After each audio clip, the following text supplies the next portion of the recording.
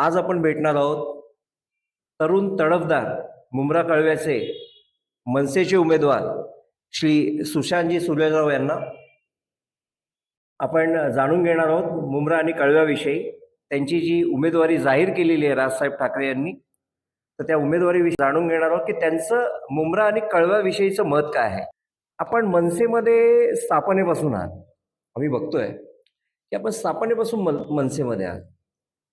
मनसेमध्ये बरीच उलथापालथ झाली काही वर्षांमध्ये, बऱ्याच वर्ष स्थापनेपासून.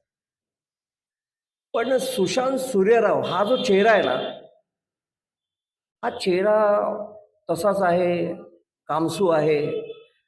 यांनी त्यांची राजसाहेबाविषयीची जी श्रद्धा आहे ना तुमची, ही कधी ढासळलेली नाहीये. त्याविषयी तुम्हाला काय बोलायचं? माझं राजकारणात येण्याचं मुख्य कारण म्हणजे माझं जेव्हा राजकारण मला जेव्हापासून समजायला लागलं, ते विद्यार्थी दशेत असेल. विद्यार्थी दशेत असताना म्हणजे मी धर्मवीर स्वर्गीय आनंदी घेसकर यांना त्यांचा प्रभाव माझ्यावर खूप होता. ते त्या काळी मी जेव्हा विद्यार्थी दशेत होतो त्यावेळी ते व्याख्यान मला घ्यायचे. ते अभ्यासिका चालवायचे. बरेचसे असे उपक्रम करायचे. त्याचा कुठेतरी मी प्रेरित होऊन मी जिथे सन्माननीय आमचे राजसाहेब या अगोदरच्या ज्या पक्षात होते, जिथे विद्यार्थी सेना सांभाळत होते, त्या विद्यार्थी सेनेपासून मी माझ्या राजकारणाला सुरुवात केली. आणि सन्माननीय राजसाहेबांनी याच्यापुढे मी प्रेरित होऊन सन्माननीय राजसाहेबांकडे महाराष्ट्राचं विजन आहे. जगाला हेवा वाटावा असा महाराष्ट्र घडवण्याची त्यांच्यामध्ये हिंमत आहे. आणि खरंच मराठी माणसाला जो आदर सत्कार मान मिळाला पाहिजे, याचं सर्व श्रेय हे राजसाहेबांकडे आहे. त्यामुळे मला राजसाहेबांबद्दल असणारं आपुलकी आणि दिवसेंदिवस त्यांच्याबद्दल वाटणारी प्रेम किंवा त्यांच्याबद्दल वाढत जाणारी माझी आतुरता ही मला आज तगायत एकाच जागी आणि एका ठिकाणी पकडून घट्ट राजसाहेबांची असलेली नाळ बनलेली आहे. आणि खरंच राजसाहेब हे असं व्यक्तिमत्व आहे की मला वाटतं महाराष्ट्रामध्ये असं व्यक्तिमत्व होऊ शकत नाही. कारण त्यांना महाराष्ट्राबद्दल असणारा महाराष्ट्राचा विकास कसा व्हावा, महाराष्ट्राबद्दल असणारं प्रेम, महाराष्ट्राबद्दल असलेला त्यांचा आत्मीयता, तसेच महाराष्ट्राबद्दल जे त्यांच्या मनात जे विजन आहे काय त्याची ब्ल्यूप्रिंट त्यांनी मांडले. खरंच असा कोणताही नेता मला वाटत नाही आज महाराष्ट्रात होऊ शकेल सन्मान्य राजसाहेबांसारखं. त्यामुळे मी एक ठिकाणी आणि एक जागेवर मोठ्या श्रद्धेने साहेबांच्या वर असलेली निष्ठा आणि श्रद्धा याच्यामुळे एका जागी स्थिर आहे. मनसेचं ठाण्यामध्ये कोणतंही आंदोलन असो, आणि आम्ही ऐकलंय की सुशांत सूर्यराव यांना कोणती तरी एक जबाबदारी द्यायची आणि सुशांत सूर्यरावांनी ती पार पाडायची.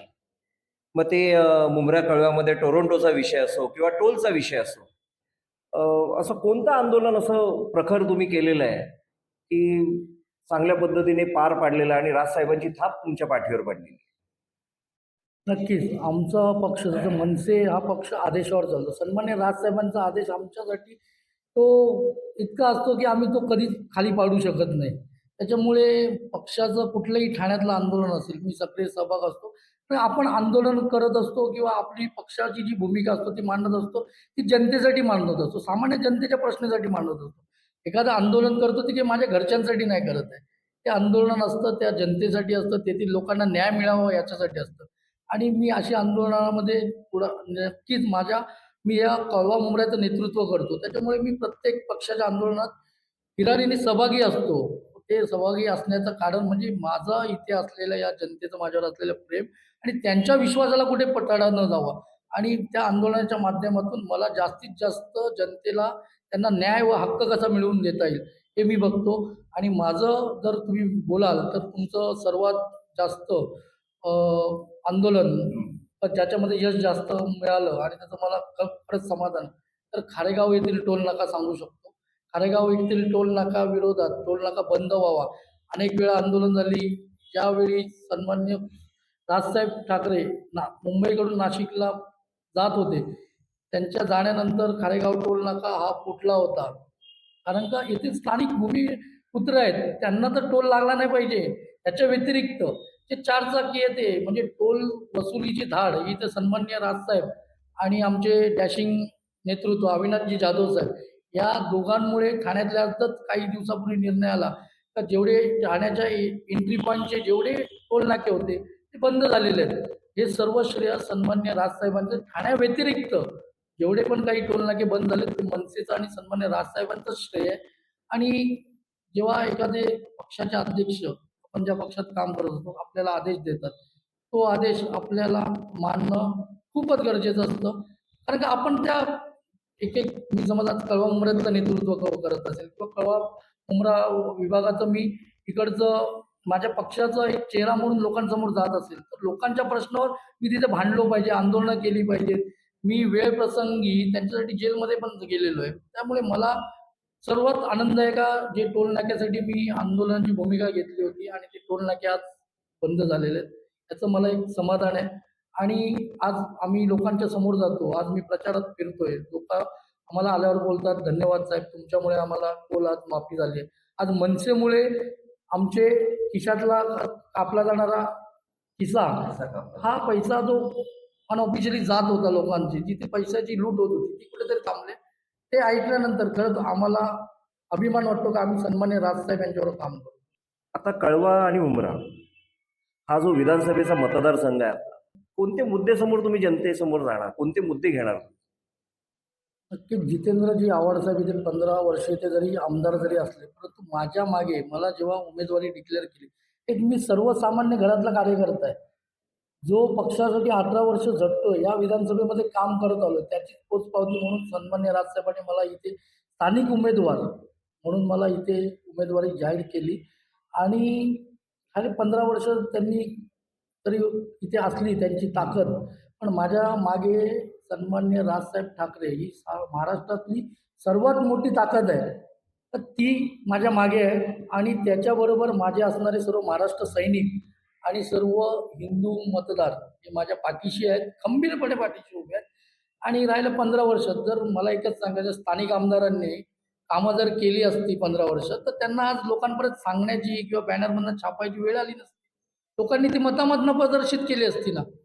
त्यांची पहिला टॅगलाईन होती स्थानिक आमदारांची, मेरा काम बोलता है. ती टॅगलाईन कुठेतरी आता त्यांनी चेंज केली. काम बोलता है वरून त्यांनी मोठे मोठे फ्लेक्स ॲडव्हर्टाइजमेंटवाल्यांकडनं, मार्केटिंगवाल्यांकडनं विकत घेऊन मोठे मोठी विकासाची स्वप्न दाखवत आहेत, विकास काय केला दाखवत आहेत. पण मला एकच आजही सांगणं असेल आपल्या माध्यमातून का मुंब्रा असो किंवा कळवा असो, हा मुंब्रा आणि कळवा हा भाग एक पश्चिम आणि पूर्व दोन्ही भागामध्ये विखुरलेला आहे. मला सांगा, आज पूर्वेकडच्या विकासाबद्दल का तुम्ही बोलत नाहीयेत?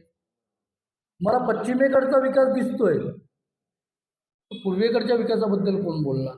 आणि आज देखील कळवा मुंब्र्यातील ज्या डोंगराळ भागात राहणारी लोकवस्ती असेल, बरोबर आहे, मग ती लोक आज देखील आपला जीव मुठीत धरून जगतायत. त्यांना जगण्याचा अधिकार नाही आहे का? किंवा त्यांच्या ज्या समस्या आहेत त्या कुठे सुटलेल्या दिसत आहेत का? आज देखील सर्वात मोठी कळवा मुंब्र्यातली समस्या बघाल तर पाण्याचा ज्वलंत प्रश्न आहे. अनेक घरामध्ये 7-7 दिवस पाणी येत नाही, 5-5 दिवस पाणी येत नाही.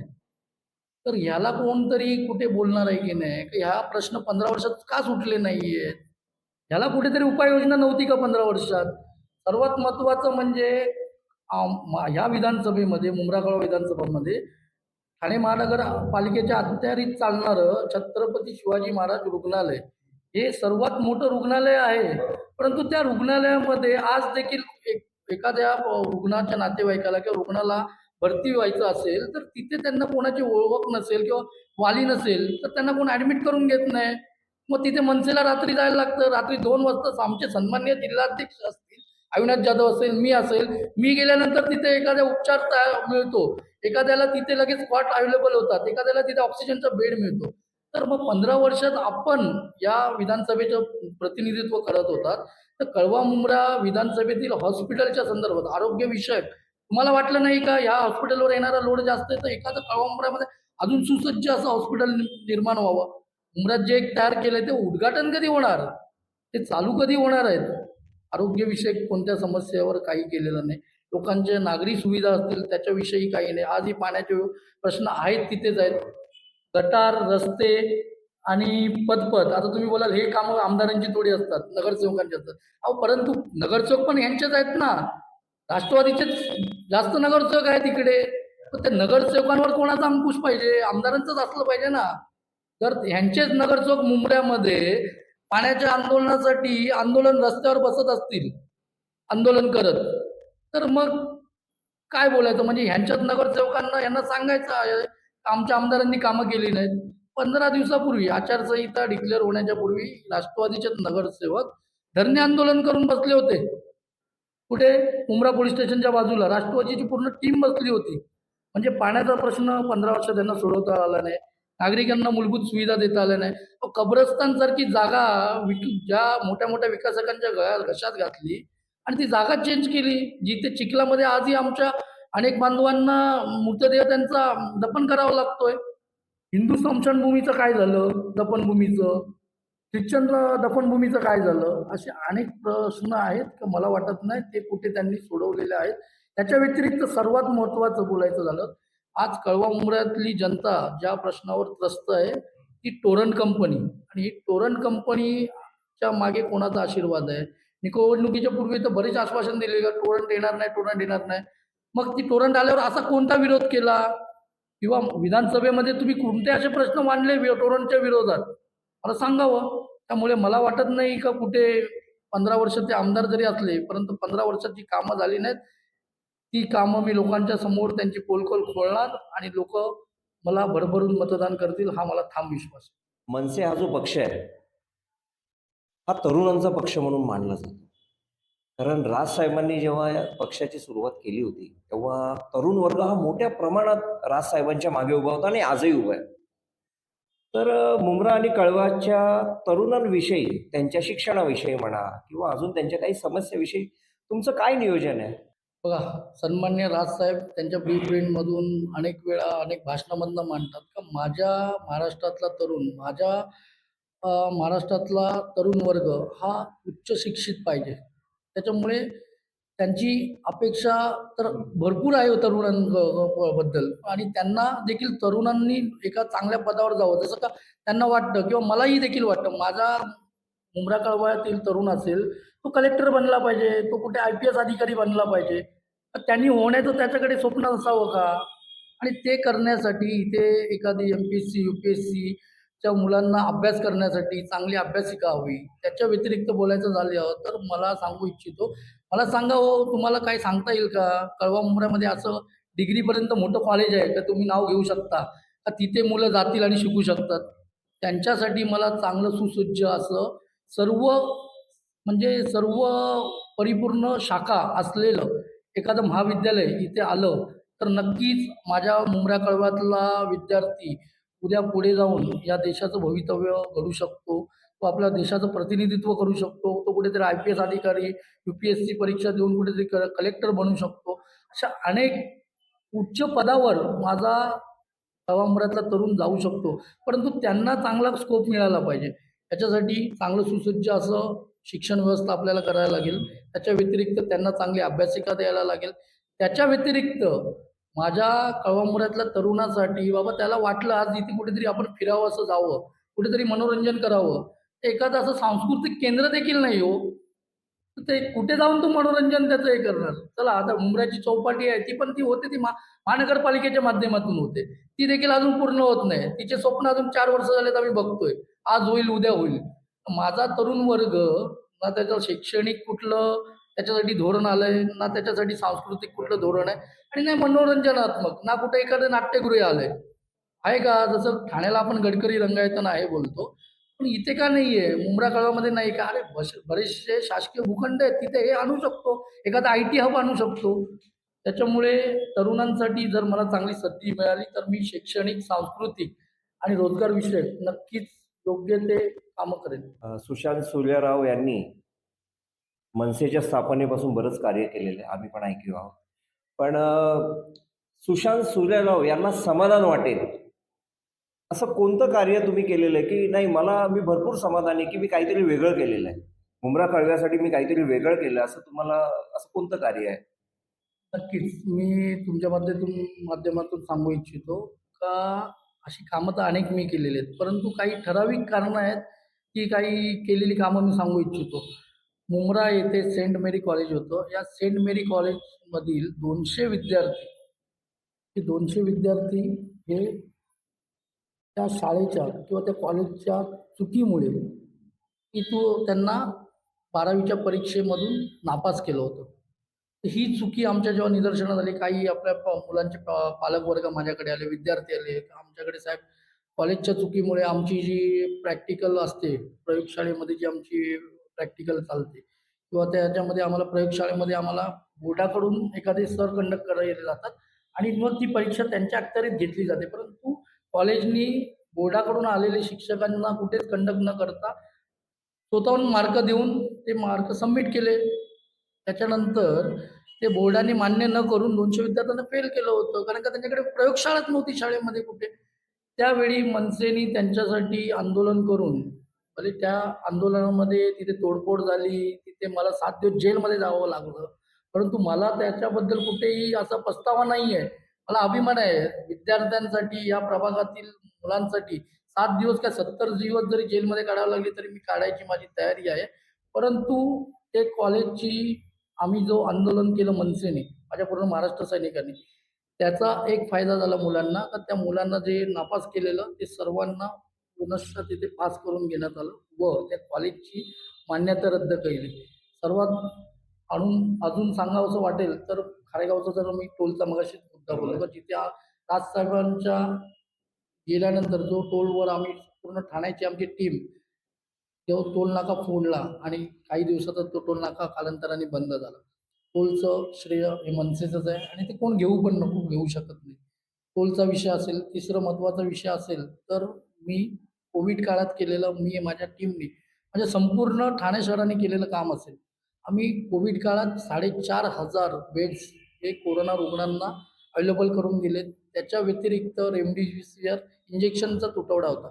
सन्माननीय आमचे अभिजित पानसे साहेब असतील, अविनाश जाधव साहेब असतील, राजूदादा पाटील असेल, ह्यांच्या माध्यमातून मला कळमनुऱ्यामध्ये रेमडेसिविर इंजेक्शन पुरवण्यात आली रुग्णांच्या नातेवाईकांना देण्यासाठी. ते पण निःशुल्क आपण दिली. त्याच्या व्यतिरिक्त माझ्या विधानसभेमध्ये बोलाल तर एकच कोविड हॉस्पिटल होतं, सफार हॉस्पिटल. खरंच मी डॉक्टर वाळुंज सरांचे आभार बिन मानेन. त्यांनी असं कुठलाही प्रभाग, विभाग न बघता ज्या वेळी मनसेकडून माझ्या कुठल्याही पदाधिकाऱ्यांनी, माझ्या कार्यकर्त्यांनी त्यांना फोन केला, "साहेब, एक रुग्ण आपले भरती करायचे आहेत, कोरोना पॉझिटिव्ह आहेत." त्यांनी आम्हाला कधी नकार दिला नाही. जास्तीत जास्त लोकांना आपण तिथे भरती करून घेतलं. त्याच्या व्यतिरिक्त तेथील बिले देखील कमी करून दिली. कोरोना काळात जी मनसेने आणि आम्ही केलेलं काम आहे, खरंच मला समाधान वाटतं की आम्ही या मनसे पक्षात आहोत. सन्माननीय राजसाहेबांबरोबर काम करतो.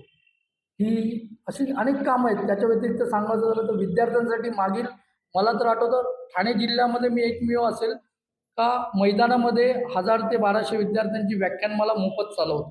3 दिवस सलग 10वीच्या परीक्षेपूर्वी मुलांनी विषयाबद्दल काय अभ्यास केला पाहिजे याच्याबद्दल मार्गदर्शन व्याख्यानमाला चालवणारा मनसे हा एकमेव पक्ष आहे आणि ते काम माझ्या माध्यमातून होत आलंय.